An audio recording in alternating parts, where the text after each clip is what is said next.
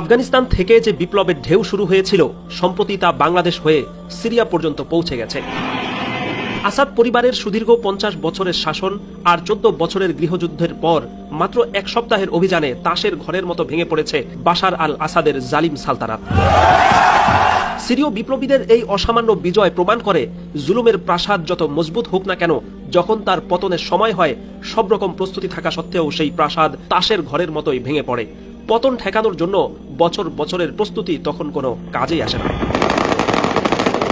সিরিয়ার এই দ্রুতগতির বিপ্লবের মাস্টার মাইন্ড তুর্কি প্রেসিডেন্ট এরদোয়ান। কূটনীতির টেবিলে যার একের পর এক চালে কুপকাত হয়ে গেছে বাশার, ইরান এবং রাশিয়ার মিত্রশক্তি।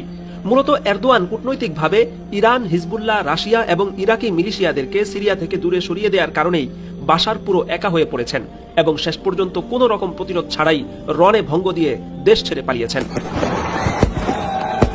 বিশ্লেষকরা বলছেন, বিনা যুদ্ধে সিরিয়া বিজয় হলেও আসল যুদ্ধ মূলত সামনে অপেক্ষা করছে। কারণ বাশার বিরোধী জোটের মধ্যে ইসলামী শরিয়ায় বিশ্বাসী বাহিনী যেমন আছে, তদ্রূপ সম্পূর্ণ সেকুলার চিন্তাধারার বাহিনীও আছে।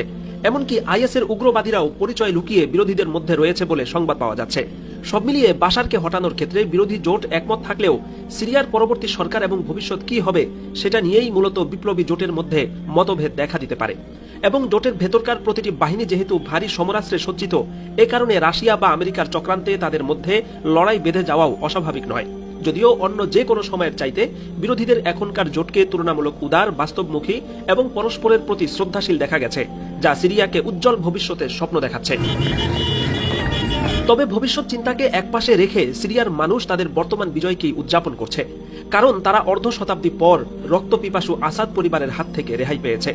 সিরিয়ার কসাই নামে কুখ্যাত বাশার আল আসাদ, যিনি গৃহযুদ্ধ শুরুর পর অন্তত 6 লক্ষ মানুষকে হত্যা করেছেন, ক্লাস্টার বোমা এবং বিভিন্ন রাসায়নিক বোমা ফেলে ভয়াবহ মানবতা বিরোধী অপরাধে লিপ্ত হয়েছেন, যিনি হামা, ইদলিব, আলেপ্পো এবং হেমসের মতো ঐতিহাসিক শহরগুলোকে মাটির সাথে মিশিয়ে দিয়েছেন, যার বাহিনী প্রতিটি শহর এবং গ্রামে গিয়ে সুন্নি মা বোনদের ধর্ষণ করেছে, যার ভয়ে 12 মিলিয়ন মানুষ সিরিয়া থেকে পালিয়ে শরণার্থীতে পরিণত হয়েছে, ভূমধ্য সাগরে ডুবে যাদের অনেকেরই সলিল সমাধি ঘটেছে।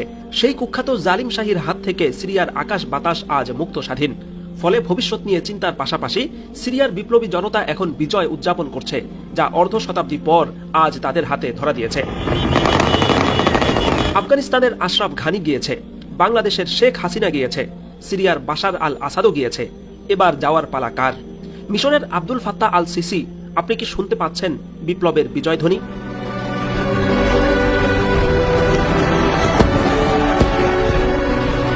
শাকিল আনোয়ার, আন্তর্জাতিক ডেস্ক, MBA টাইমস।